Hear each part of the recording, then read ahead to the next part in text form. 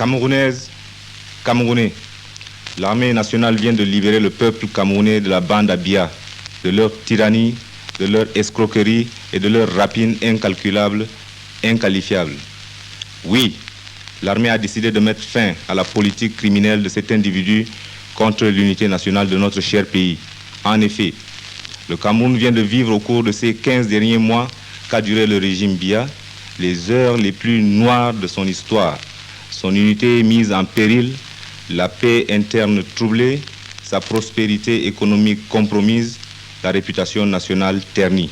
Chers compatriotes, vous avez tous été les témoins vivants de l'horrible comédie jouée par le pouvoir défunt qui se permettait de parler de libéralisme, de démocratie, d'intégration nationale, alors que chaque jour, son action bafouait de façon scandaleuse ses hautes valeurs. Les libertés fondamentales du citoyen telles que énoncées par la Déclaration des droits de l'homme n'étaient jamais respectées. La Constitution était ballottée au gré des considérations de la politique politicienne. Le gouvernement et ses agents, propulsés à la tête des rouages de l'État, agissaient avec, comme pour seule devise, non de servir la nation, mais de se servir. Oui, tout se passait comme s'il fallait se remplir les poches le plus rapidement possible avant qu'il ne soit trop tard. Et en effet, c'était bien de cela qu'il s'agissait. Enfin, vous pouvez juger du discrédit jeté sur le Cameroun par la parodie de justice que constitue le dernier procès. Aussi, il était temps de trancher le nœud gordien. C'est fait aujourd'hui. Aujourd'hui, grâce à Dieu, mes chers compatriotes, le cauchemar est terminé. L'armée, sous l'impulsion des jeunes officiers et sous-officiers prêts au sacrifice suprême pour la nation, regroupés au sein du mouvement JOSE, entend redonner sa pleine signification à l'unité nationale et rétablir la détente et la concorde entre les citoyens. Le peuple camerounais et son armée viennent de remporter aujourd'hui une grande victoire sur les forces du mal et cette victoire sera célébrée par l'histoire avec l'honneur qui lui est dû.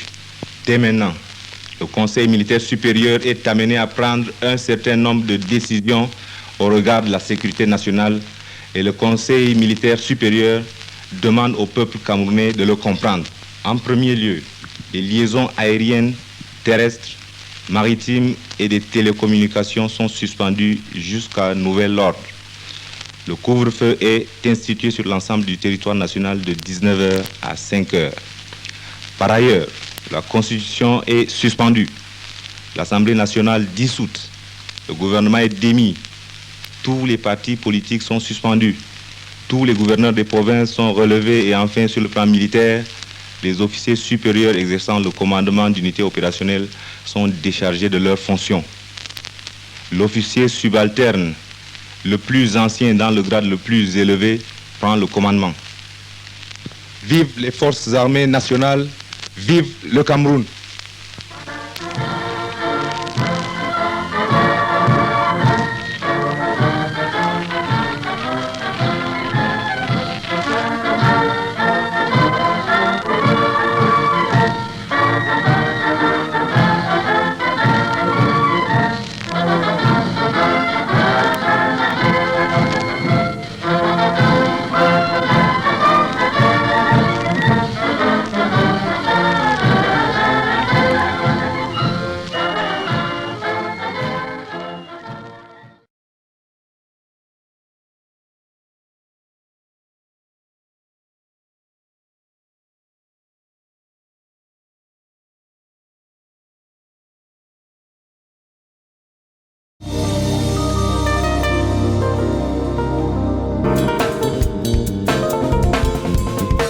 Monsieur Guérandi Mbara, ancien officier de l'armée camerounaise, l'un des auteurs de la tentative de coup d'État du 6 avril 84, 25 ans après, pour la première fois, il a accepté de parler. Monsieur Guérandi Mbara, bonjour. Bonjour, monsieur Vérambois. Alors, 4 avril 1984, 6 avril 2009, cela fait bien 25 ans que vous avez organisé un coup d'État à Yaoundé. On sait que depuis là, vous gardez un grand silence sur cet événement. Donc, alors, Pourquoi acceptez-vous aujourd'hui de parler? Bien, monsieur Venant Bois, bon, avant de répondre à votre question, j'aimerais d'abord vous remercier pour m'avoir invité en vue d'éclairer l'opinion nationale et internationale sur ce que nous avons appelé, que nous appelons le soulèvement patriotique du 6 avril 1984, qui est désormais, qu'on le veuille ou pas, un symbole dans la récente histoire de notre pays. Et je voudrais aussi rassurer quant aux perspectives, vous savez, qui se présentent devant nous et aux enjeux qui certainement nous interpellent tous en ce début de millénaire. Ensuite, j'aimerais réitérer ma profonde compassion et mes encouragements aux familles éprouvées depuis 25 ans, qui n'ont pas encore fait le deuil de leurs vaillants pères qui sont devenus des héros. Enfin, j'attire l'attention sur le fait que je ne serai vraiment pas bavard, car certains acteurs sont vivants. Je me dois également de faire preuve de responsabilité pour la construction du vivre ensemble au Cameroun, qui m'est très très cher. Alors, vous savez, un anniversaire est toujours une occasion d'interroger le passé, surtout pour mieux vivre le présent et entreprendre l'avenir avec sérénité et, je dirais, détermination. C'est ça le plus important. Alors, accepter votre invitation, c'est d'abord projeter l'avenir et surtout, c'est là qu'un anniversaire prend tout son sens. L'anniversaire que vous évoquez, ce 25e, est d'autant plus important que plusieurs jeunes Camerounais, vous savez, n'étaient pas encore nés. Plusieurs ont besoin de saisir quand même quelques fragments de notre histoire afin de saisir la pertinence des projets que nous proposons pour notre société auxquels tous sont interpellés. Car notre pays, vous êtes sans ignorer, a besoin d'une refondation sociale, je dis bien refondation sociale, basée sur l'éthique rédemptrice. Donc je vais tracer quelques aspects dans cet entretien si vous me donnez l'occasion. Voilà, si vous voulez, la quintessence de l'acceptation de cette interview là par. Ben, nous vous disons merci pour toutes ces raisons-là. Alors, j'entends que vous qualifiez le coup d'État du 6 avril de soulèvement patriotique.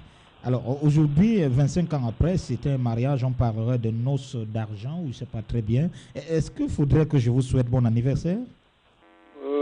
Bon anniversaire, c'est trop dire, ce serait peut-être de parler de la joie. Non, ce n'est pas une question de joie, c'est une question de prise de conscience, c'est une question d'introspection personnelle, individuelle et peut-être collective, et d'appel à une conscientisation collective de notre peuple, et surtout du peuple combattant du Cameroun, pour le fait que ce 25 avril, si c'est un soulèvement patriotique, il faut qu'il continue dans l'imaginaire populaire à être ce symbole-là, cette emblématique étoile, cette boussole. Voilà. Alors, maintenant, parlons un peu de vous. Quel était votre grade et où étiez-vous en fonction lors de ce coup d'État du 6 avril 84? J'avais le grade de capitaine et j'étais en fonction à l'école militaire interarmes de Yaoundé, dans le cadre de la formation des élèves officiers, des officiers. Et déjà, en Gaoundéré aussi, concernant les cadres de la fonction publique et les étudiants en fin de formation. Vous savez qu'à l'époque, on formait tous ces cadres civils de la haute administration. Donc c'était une mission très exaltante et enrichissante en tout point de vue, qui m'ayant permis donc de connaître notre armée, la capacité, surtout de la hiérarchie militaire, et de nouer des relations amicales avec la haute fonction publique du Cameroun. J'en garde d'ailleurs des souvenirs palpitants, enrichissants et encore présents.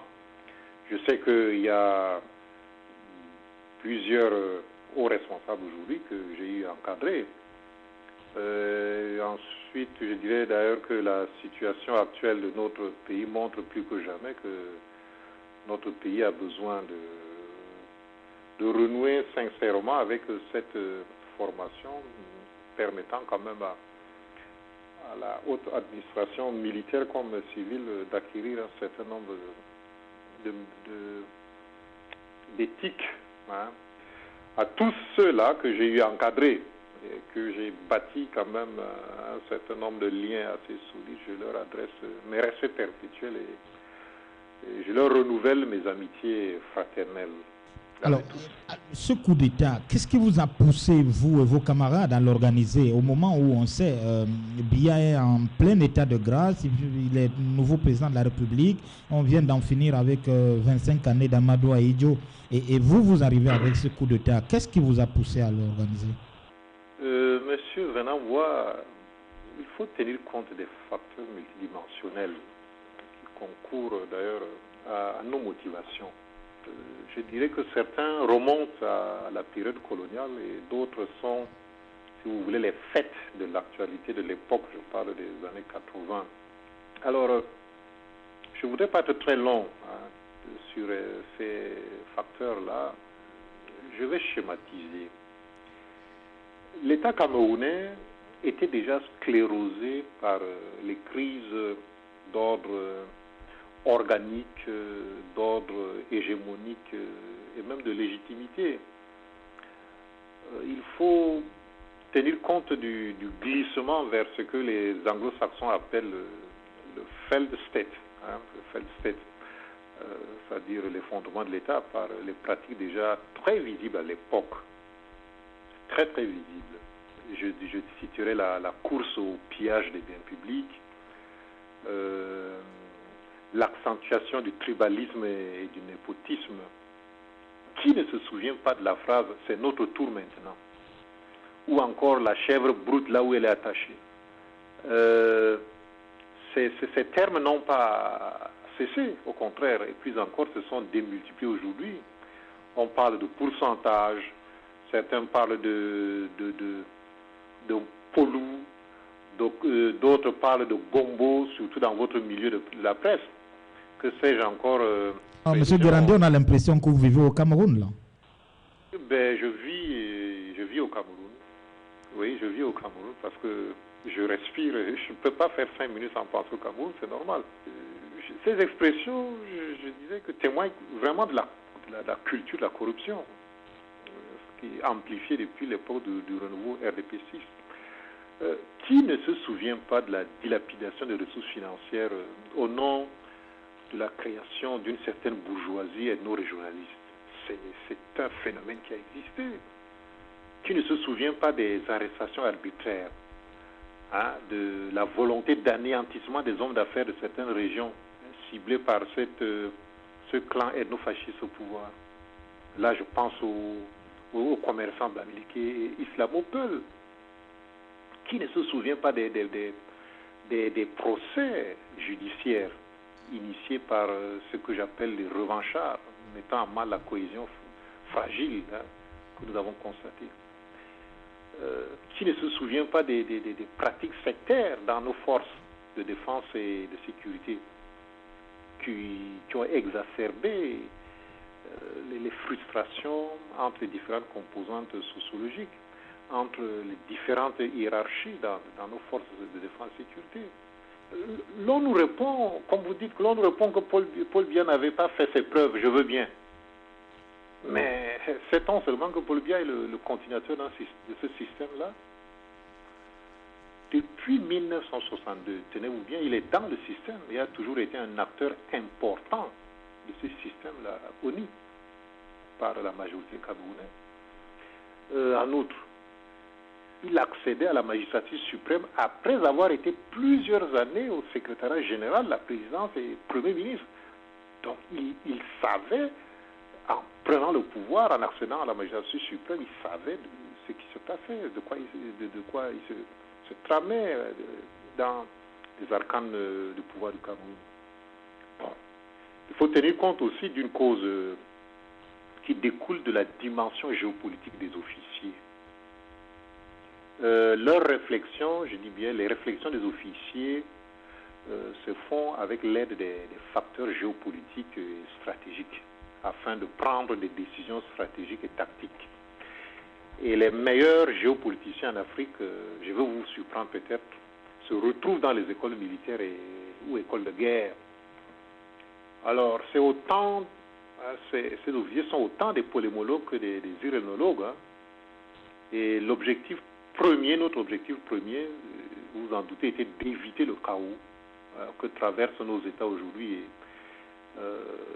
anticiper des solutions aux désordres sociopolitiques et économiques qui émergeaient des administrations mises en place.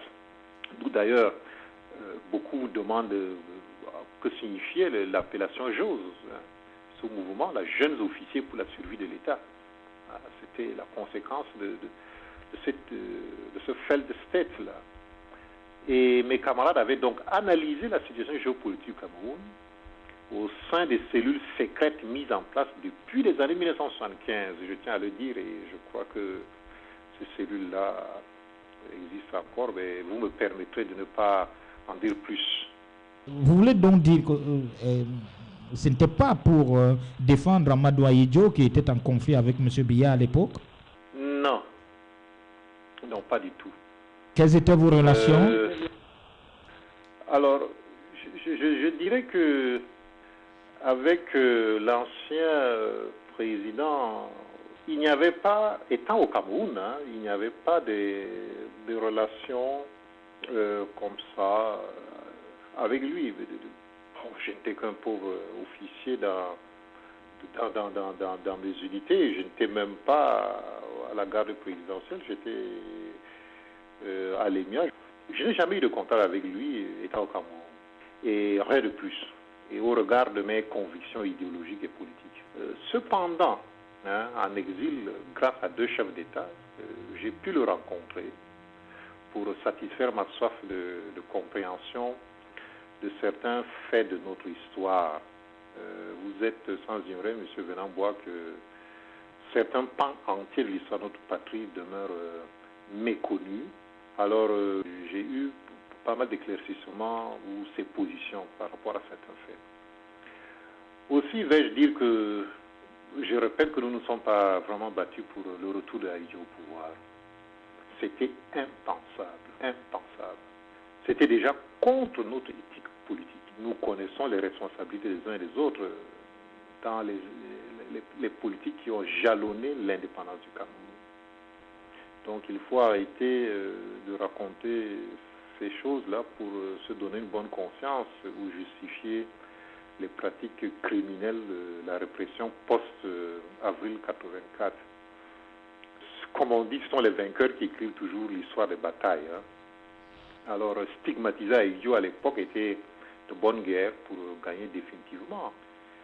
Et je dirais que dialectiquement, nous assistons à un parricide qui poursuivra son autre avis. Est-ce vraiment une bonne sortie de l'histoire que de traîner ce boulet que je qualifierais d'inhumanité au-delà? Que retiendra l'histoire de Paul Biya? Notre pays mérite mieux. Alors, quand vous dites que c'était impossible que vous vous battiez pour Amadou Ahidjo, M. Guérandi, est-ce que c'est tout le monde qui pensait ainsi, ou bien c'est M.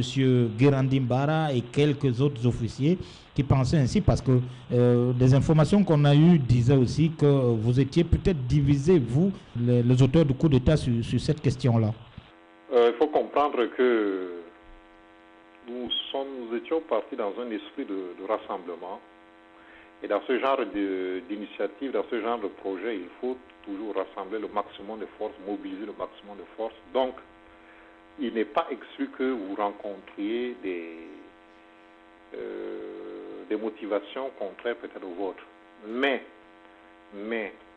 la majorité des acteurs principaux n'étaient pas pour le retour du président Ayou. Ce n'était pas possible. Voilà. Pourquoi n'y avait-il que les ressortissants du Nord dans cette tentative de coup d'État, M. Guérandi? Mais M. Véran-Bois, qu'est-ce qui vous permet d'affirmer cela? C'est ce que j'ai lu dans les journaux. Oui, mais écoutez très bien. Si la victoire était de notre côté, je dis bien la victoire ponctuelle et non étalée sur le temps, vous vous serez rendu compte, comme les autres Camerounais, de la participation d'acteurs d'autres régions du Cameroun.